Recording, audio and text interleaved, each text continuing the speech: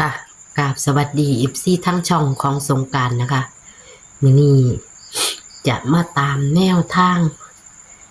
จุดธูปในบ้านนะคะจุดธูปในบ้านของแอดสงกรานต์นะคะมื้อนี้พอยันจุดธูปค่ะมื้อนี้พอยันจุดธูปพอยันเป็นผู้ขึ้นมาไหว้พระค่ะมื้อนี้แต่ว่าพอยันก็ได้จุดแล้วล่ะพี่น้องพอยันก็จุดแล้วนะคะจุดเรียบร้อยแล้วจังบอกว่าจุดก็เลยบ่ได้มาถ่ายทำตอนที่เพิ่นจุดให้เบิ่งนะคะเฮาจุดวันที่1สิงหาคม69นั่นคือแอดสงกรานต์เป็นผู้จุดในวันพระนะคะในวันพระแล้วก็เป็นวันเข้าพรรษาด้วยนะคะเป็นวันเข้าพรรษานำแอดก็ได้ขอเพิ่นเพิ่นก็ให้แต่ว่าแอดก็บ่ได้ซื้อพี่น้องเอ้ยแอดไปซื้อตั้ง1661 69แอดผันบ่ซื้อพี่น้องเบิ่งค่ะเห็นบ่ค่ะนี่ค่ะจุดธูปในบ้านได้619พี่น้องตัดลิ้นก็ได้69ตรงๆเลยค่ะพี่น้อง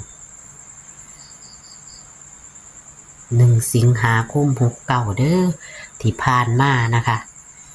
ได้619เห็นบ่ค่ะนะเห็นบ่ยังอยู่ค่ะยังอยู่เห็นบ่แต่เลขเก่ามันจะบ่เห็นชัดนะคะเห็นบ่เลขเก่าจะบ่เห็นชัด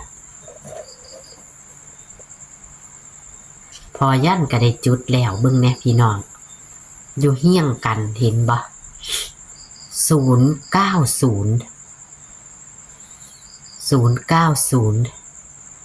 เพิ่นจุดแล้วเพิ่นจุดแล้วจังบอกนะคะ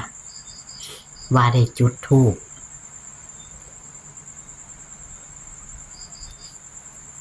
ตามที่จุดมาเข้าได้3งวดแล้วเด้อค่ะ59กับจุดได้595นะคะตอนมันออก95บอกพี่น้องแล้วก็มาออก214งวด214น่ะคือได้2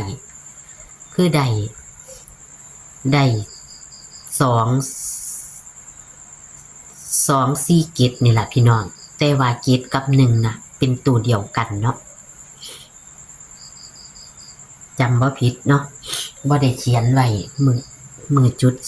2 4 7นี่เขียนไว้อยู่แต่ว่าบ่ได้เอาขึ้นมานำพี่น้อง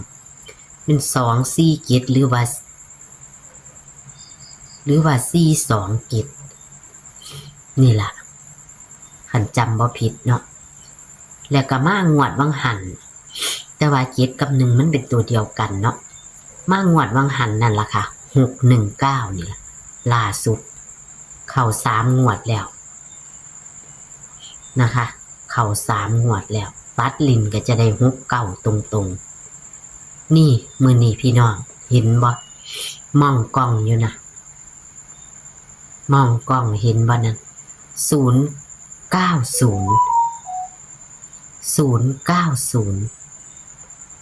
มางามแท้แต่ว่าอย่าลืม9กับ6เป็นตัวเดียวกันเด้ออาจจะเป็น060ก็ได้หรือว่า16จะกลับมาออกอีกพี่น้องนี่ละอันหนึ่งอย่าเผลออย่าพลาดเด้อบางที16ก็อาจจะกลับมาออกอีกเพราะว่าแอดรู้สึกว่ามีลางสังหรณ์แบบนั้นอยู่นี่พี่น้อง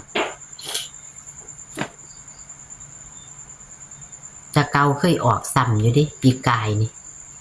เคยออกซ้ำอยู่เป็น22ให้มันอีหยังนี่ล่ะ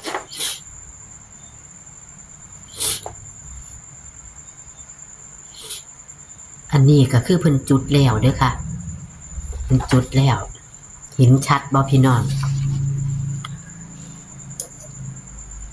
เห็นชัดบ่ค่ะเบิ่งยังไดก็เป็น0คือเก่าล่ะเนาะเบิ่งยังไดก็เป็น090คือเก่าล่ะค่ะ619ก็ยังอยู่เด้อค่ะอยู่ข้างนะอยู่ข้างซ้ายมือนะเป็น619นี่แหละค่ะก็แอดจากกันเป็น0เพราะว่ามันเห็นเก่าบ่ชัดแอดก็เลยได้กัน610ไว้นำนะคะงวดวังหันแต่ว่ามันบ่แน่มานอนยังก็เกิดได้ก็เลยกันไว้ให้อันนี้คือมันไตแล้วเด้อค่ะจังมานั่งเว้าเอาเด้อพี่น้องเอ้ยเข้ามาก็กดไลค์กดแชร์ให้กันเด้อค่ะกดไลค์กดแชร์เป็นกำลังแรงใจให้กับช่องของสงกรานต์นะคะอันนี้เฮาขอรัฐบาลไทยล่ะค่ะเพราะว่างวดนั้นขอตำลาว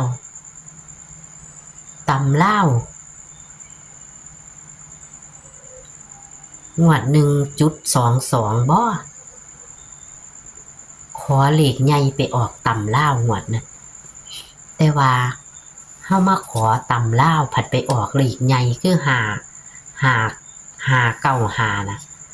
ขอตำลาวที่พี่น้องไปออกเลขใหญ่เนาะไปออกเลขรัฐบาลไทยอันนี้ขอรัฐบาลไทยแต่ว่าก็อย่าลืมไปหาค่าขนมลาวเด้อพี่น้องอย่าลืมไปหาค่าขนมนะคะแอดก็จะเขียนใส่สมุดให้พี่ให้น้องเห็นชัดๆบางคนก็จะบ่เห็นเพราะว่าเป็นงานย่ามกลางคืนเนาะพี่น้องขอเพิ่นย่ามกลางคืนขออยู่หิ่งพระเก่าๆของแอดนี่ล่ะ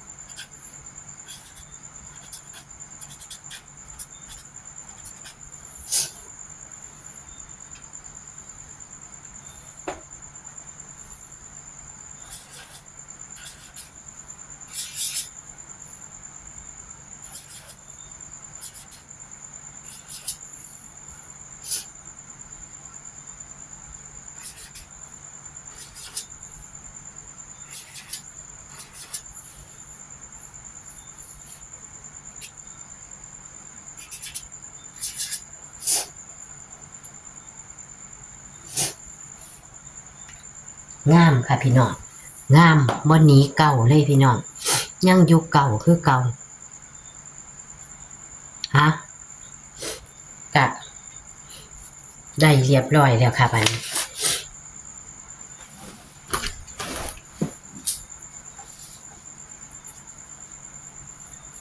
ก็เห็นชัดๆแล้วเนาะค่ะ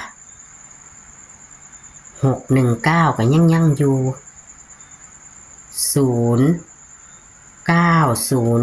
ชัดๆเลยค่ะพี่น้อง090นะคะวันที่1สิงหาคมเด้อค่ะ1สิงหาคมได้619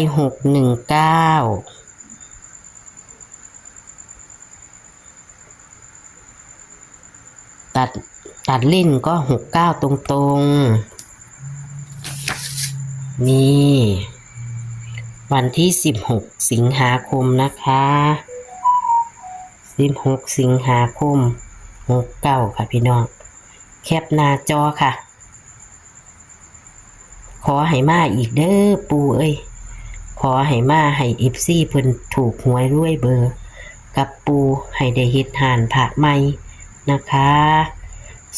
090หรือว่า060เด้อพี่น้องก็เลขกัน60ไว้ให้นำนะคะตัดให้ก็90 00และก็60นะคะก็ขอขอบคุณทุกการรับชมนะคะ ขอให้เฮงๆปังๆขอให้ลำๆรวยๆเด้อค่ะพี่น้องขอให้ได้มีโชคมีหมานในวันที่16สิงหาคม69ค่ะสวัสดีค่ะโชคหมานๆค่ะ